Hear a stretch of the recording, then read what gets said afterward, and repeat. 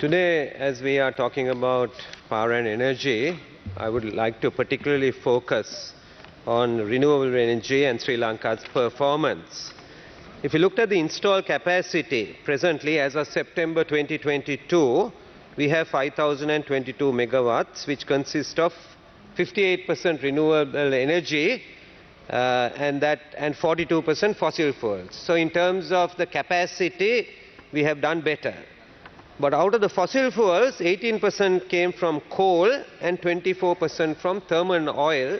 Now, major hydros is the main renewable energy mix and has a share of 28%, while other renewable energies, solar, wind, mini hydros, biomass, municipal solid waste, etc., gets about 30%. There has been about 261 megawatts added in the last period in this year. But if you look at power generation, up to August, we have 11,199 gigawatts of generation. Look at it very, very closely, right? 56% of electricity in generation mix came from fossil fuels, that is coal and thermal. So the capacity is bigger, but actually in terms of generation, we have used more fossil fuel than we have really been able to use the renewable energy. In terms of electricity consumption, right, the capacity is there for electricity consumption. I also want to just make mention of the Surya Bala Sangramaya, where my former colleague, Minister Ajit Pereira, was involved. They have made tremendous success of that, because it's gone from about 30 megawatts to more than 600 megawatts actually in this period. Now we see that while all this is there, the government has more recently come up with a report of a cabinet appointed committee on the power reform. And in this report, it's talking about the history. It's talking about when the Government Electrical Undertaking Department was set up, 1969 CEB, 1983 LECO, and so forth. So if you look at these institutions, they are 50, 60, 70 years old, right? And we are finding that reforms have been really, really slow. I'd like to read from that report in page 4. The next phase of power sector reforms of GOSL, embarked in the late 1990s, recognize the need to establish a transparent regulatory framework and to enact necessary legislation to provide a sound basis for the establishment of power, economic, financial, environmental and service policies, enabling the power sector, and this is what's important, to operate on sound commercial and business principles after identifying and removing constraints to achieving these objectives. So the power sector, they say, will be restructured. This committee agrees with this, and to create a non-monopolistic situation within the power sector. The roles of the government as owner, regulator and operator will be clearly defined and separated. And during this process, generation, transmission and distribution functions will also be separated. Now this is a good objective, and this is the objective that we must really go for. Otherwise we are facing a severe crisis. Prices have escalated, power cuts in the country, industries have been affected, the GDP has become negative in a big way, and this is fundamental, and the cost of energy is too high for industries, and that is why we are not, one reason why we are not attracting foreign direct investment and industries into this country. Then we know the PUCSL was set up by an act in 2000, the Public Utilities Commission in 2002. And then there was the Electricity Reforms Act that went along with it also in 2002. If you look at its objectives, the electricity industry will be restructured to accommodate competition and to facilitate private sector participation to create a non-monopolistic situation within the power sector. So the PUCSL is also in line with the policy. The vertically integrated power sector will be decentralized. Generation, transmission and distribution functions will be separated. Several autonomous independent units will be established to take over the functions of generation, transmission and distribution of electricity, and these sector entities will be made fully accountable and responsible for their profits. So I can see that the new committee has gone in, and the new committee is actually making these recommendations. The new committee also in page 10 is talking about, but you have to create an enabling environment.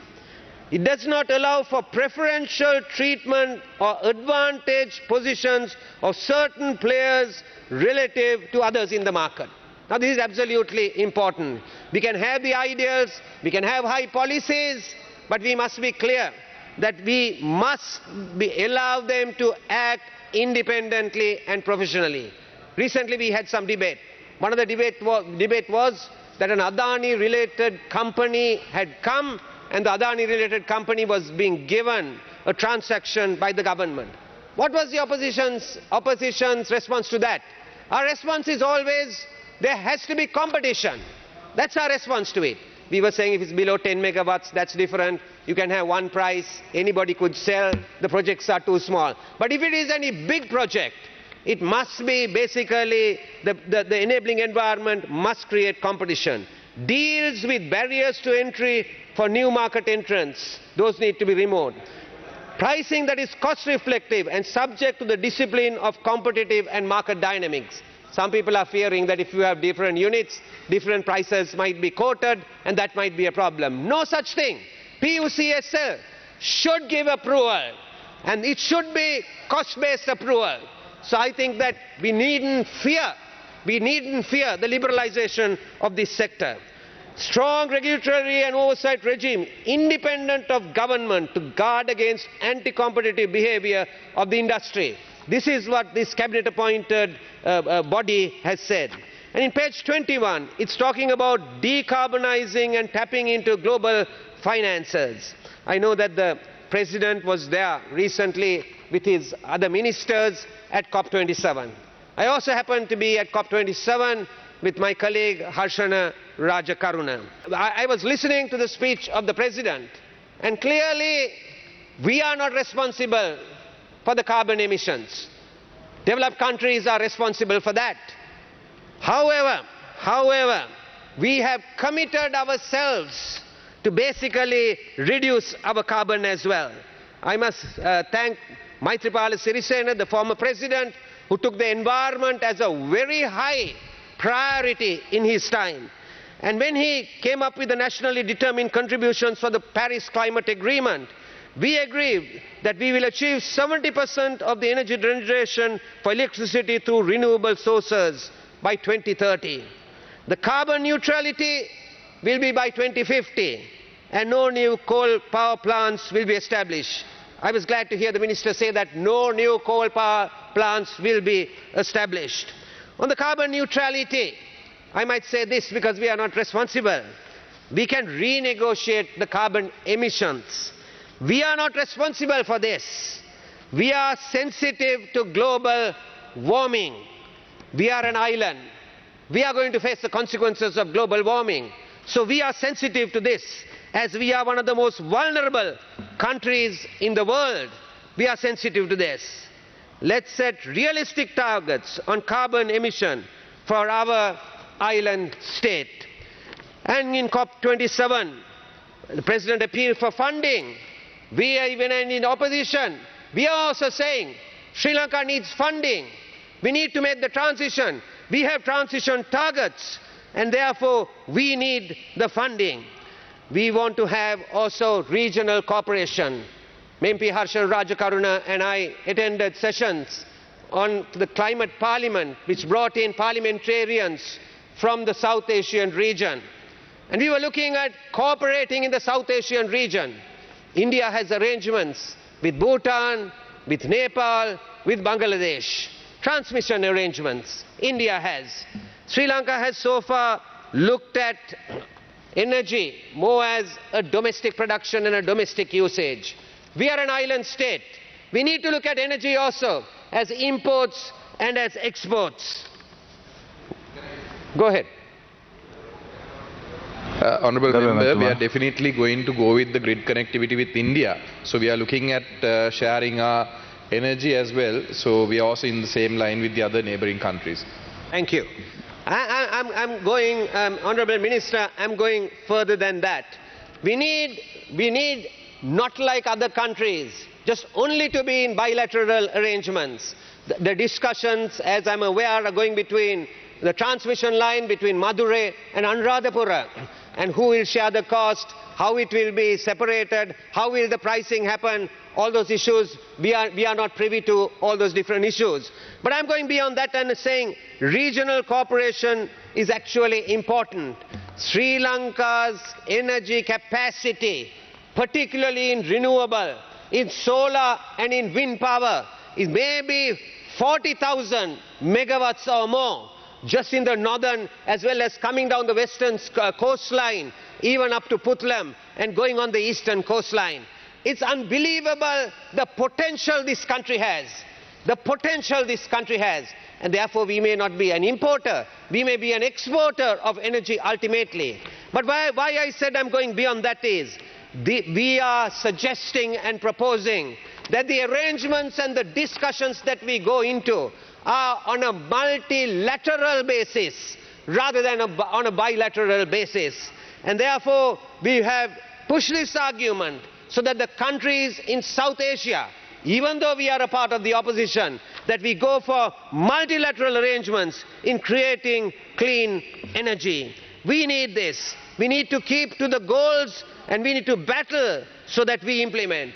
Our problem often is we have big plans, big ideas, like we heard in the budget speech, big ideas, big plans. That's not where really the difference comes. Our difference actually comes. It was more like a throne speech than a budget speech. Throne speech is on policy. A budget speech has to have next year's goals, next year's targets, next year's schedules. That's what it should be having, even on finances. And I would say the same thing here. When we look at Sri Lanka, going back to 1895, then the department being created in 1927, then the CE being created in 1969, and then the PUCSL, 30, 40, 50 years, slow progression.